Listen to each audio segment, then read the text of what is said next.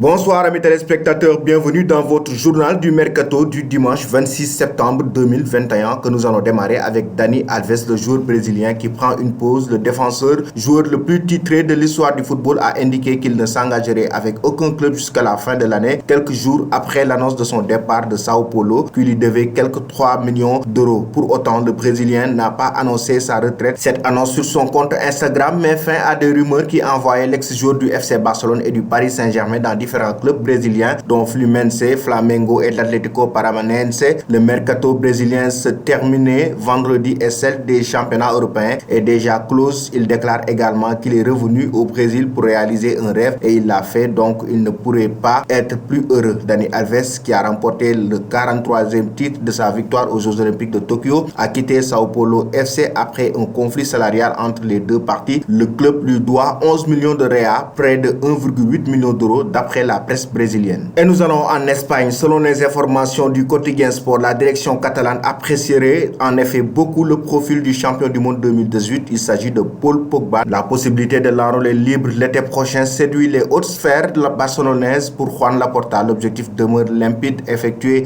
tous les efforts possibles sur le plan économique pour attirer le principal protagoniste en Catalogne. En parallèle, le président du Barça espère évidemment pouvoir proposer un projet sportif à la hauteur des attentes de la pioche pour achever de le convaincre d'épouser la cause blaugrana. Mais voilà, même si la situation financière des pensionnaires du Camp Nou s'améliore légèrement, celle-ci reste encore fragile. Le FC Barcelone ne disposera pas d'arguments financiers similaires au Paris Saint-Germain ou la Juventus de Turin par exemple. Autre crainte en interne au Barça, négocier avec le sulfureux Mino Raiola. Laporta et ses collaborateurs craignent en effet que l'intéressé ne fasse grimper les enchères, ce qui pourrait contrarier les plans du FC Barcelone pour boucler le dossier d'envergure. Et nous allons maintenant en Angleterre. Étincelant l'année dernière sous les ordres de Carlo Ancelotti, James Rodriguez n'a pas été conservé par Rafael Benitez, nouveau manager d'Everton. L'ailier colombien a été vendu par les Touvels à Al Rayyan au Qatar, une opération que l'entraîneur espagnol a expliqué: nous devons maximiser les ressources dont nous disposons. Avoir un joueur disponible dans 50% des matchs de Premier League n'est pas quelque chose que nous pouvons gérer facilement, déclare l'ancien manager de Liverpool au micro de BBC Sport. Il n'est pas facile de trouver de bonnes offres quand on en a envie. Vous devez faire face à eux et nous n'avons pas pu trouver les bons avant. J'ai eu cette conversation hier avec Monsieur Moshiri et nous avons la chance d'avoir des propriétaires qui veulent dépenser de l'argent, mais nous devons être sûrs que nous pouvons le faire de la bonne manière, a-t-il ajouté. Et nous allons terminer ce journal en France avec l'Olympique de Marseille. Avec 5 buts encaissés après 6 matchs de Ligue 1, l'OM a aujourd'hui la deuxième meilleure défense du championnat derrière Nice, qui n'a pris que 3 buts. Le système mis en place par Georges Sampaoli avec 3 défenseurs centraux semble donc marcher. Il faut dire aussi que le recrutement estival a été de qualité avec les arrivées de Luan Pérez, William Saliba